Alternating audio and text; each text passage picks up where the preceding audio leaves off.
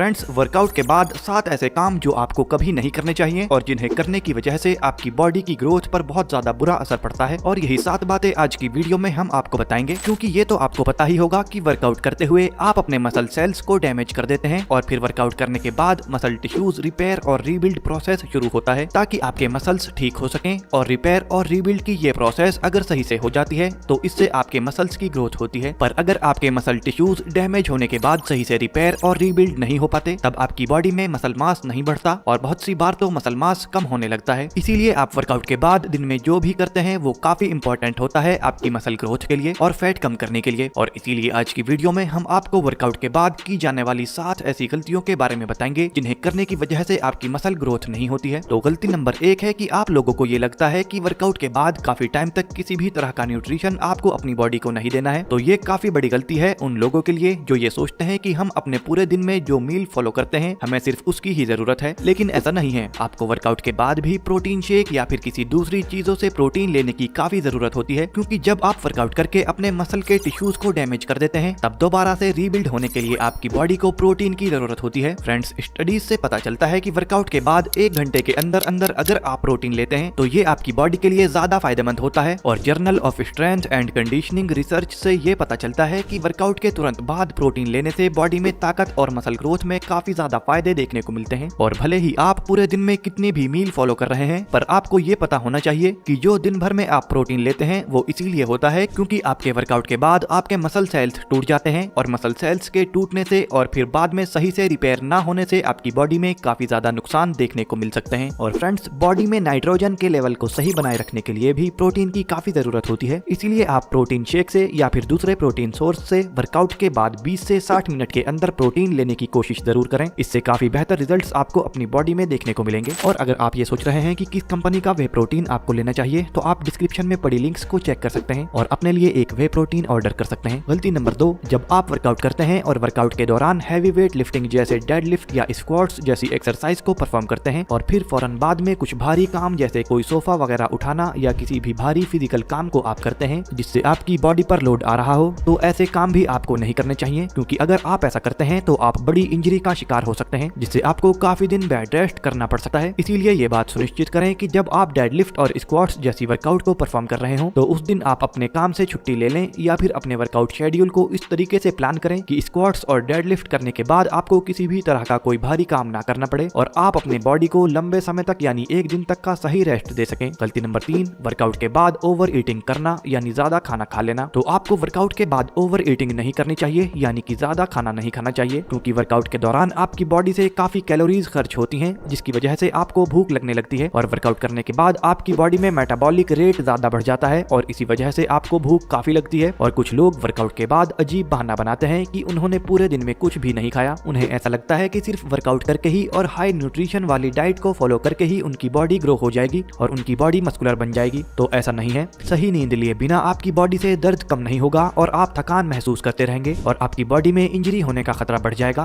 और आपके muscle tissues सही से रिकवर और रीबिल्ड भी नहीं होंगे। तो आपको ये पता होना काफी जरूरी है कि जब आप रात में सोते हैं तब आपकी ज्यादातर मसल्स की रिपेयरिंग होती है और मसल्स ग्रोथ होती है। और ऐसा जब होता है जब आपका शरीर हार्मोन छोड़ता है। एग्जाम्पल के लिए, अगर आप पूरी नींद अच्छे से सो रहे होते हैं तो ही ह्यूमन ग्रोथ हार्मोन यानी कि HGH हार्मोन ज्यादा मात्रा में आपके शरीर में डेवलप होते हैं जो आपकी पूरी बॉडी में मसल्स को रिपेयर करते हैं और हेल्दी रहने में आपकी मदद करते हैं। और अगर आप सही मात्रा में नींद नहीं लेंगे तो आपकी बॉडी में HGH हार्मोन ज्यादा प्रोड्यूस नहीं होगा, जिससे कि आपकी मसल ग्रोथ ज्यादा अच्छे से नहीं होगी, क्योंकि जब आप सोते हैं तो मसल्स ग्लाइकोजन के अंदर जाता है। और इसके अलावा एक और वजह है कि प्रॉपर स्लीप नहीं लेने की वजह से वर्कआउट परफॉर्मेंस आपकी बेकार हो जाती है और आप कमजोर महसूस करने लगते हैं। और हमारे पास काफी स्टडीज भी हैं जो दिखाती हैं कि एक सही नींद नहीं लेने की वजह से आपकी बॉडी में टेस्टोस्टेरोन लेवल में कमी आ जाती है। एग्जाम्पल के लिए, एक रिसर्च से पता चलता है कि मेल बॉडी में सही नींद न लेने की वजह से टेस्टोस्टेरोन लेवल में 60% तक कमी आ जाती है और ये कमी उनकी बॉडी में आती है जो 8 घंटे के बजाय 4 घंटे की नींद ही लेते हैं। इसीलिए रात में 7 से 8 घंटे की नींद लेने की कोशिश आपको करनी चाहिए। ये फ्यूचर में ज्यादा हैवी वेट लिफ्टिंग वाली एक्सरसाइजेज में भी आपकी मदद करेगा।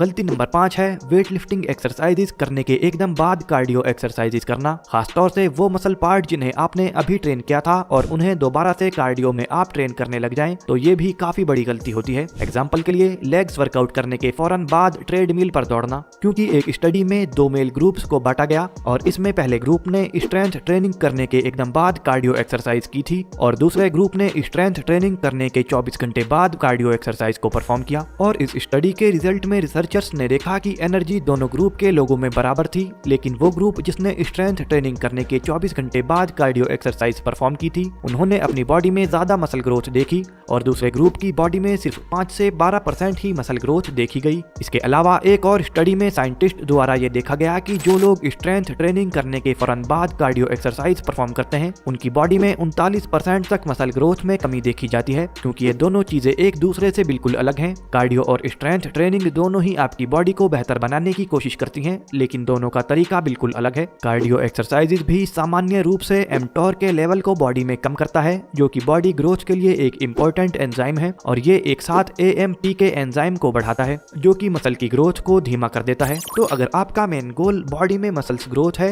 तो कोशिश करें कि स्ट्रेंथ ट्रेनिंग करने के बाद कार्डियो वर्कआउट आप ना करें, और अगर आप ऐसा नहीं कर सकते तो आप अपर बॉडी के लिए स्ट्रेंथ ट्रेनिंग कर सकते हैं और 15 से 20 मिनट बाद लोअर बॉडी के लिए कार्डियो एक्सरसाइजेज आप कर सकते हैं। गलती नंबर 6 वर्कआउट के बाद अल्कोहल का इस्तेमाल करना। अल्कोहल मसल ग्रोथ के लिए बिल्कुल भी ठीक नहीं है और अल्कोहल की वजह से शरीर में फैट परसेंटेज भी बढ़ जाता है, पर अल्कोहल का इस्तेमाल वर्कआउट के बाद सबसे बुरा होता है। एग्जाम्पल के लिए एक स्टडी में ये देखा गया कि कुछ लोगों ने वर्कआउट के बाद प्रोटीन को दूध के साथ लिया और कुछ लोगों ने प्रोटीन को अल्कोहल के साथ इस्तेमाल किया। तो जिन लोगों ने अल्कोहल के साथ इस्तेमाल किया था, उनकी बॉडी में प्रोटीन सिंथेसिस लेवल डाउन देखा गया, और कुछ स्टडीज में ये देखा गया कि अल्कोहल की वजह से मसल ग्रोथ और टेस्टोस्टेरोन लेवल पर भी बुरा असर पड़ा। इसीलिए आप अल्कोहल का इस्तेमाल वर्कआउट के बाद बिल्कुल ना करें। गलती नंबर 7 जो कि काफी बेसिक है और इसका आपकी मसल ग्रोथ से कोई कनेक्शन नहीं है, पर यह काफी जरूरी है कि आप वर्कआउट खत्म होने के बाद सामान को इधर उधर ना फेंकें और डंबल को उनकी रैक्स में लगाएं और बाकी सामान भी आप सही जगह पर रखें, जिससे कि दूसरे लोगों को वर्कआउट करने में कोई प्रॉब्लम ना हो। फ्रेंड्स, उम्मीद है कि आपको आज की हमारी ये इन्फॉर्मेशन अच्छी लगी होगी, तो आप कमेंट करके हमें बताएं कि आपको ये वीडियो कैसी लगी है, और इसी तरह की फिटनेस रिलेटेड वीडियोस के लिए आप इस चैनल को सब्सक्राइब जरूर कर लें। Bye friends, take care.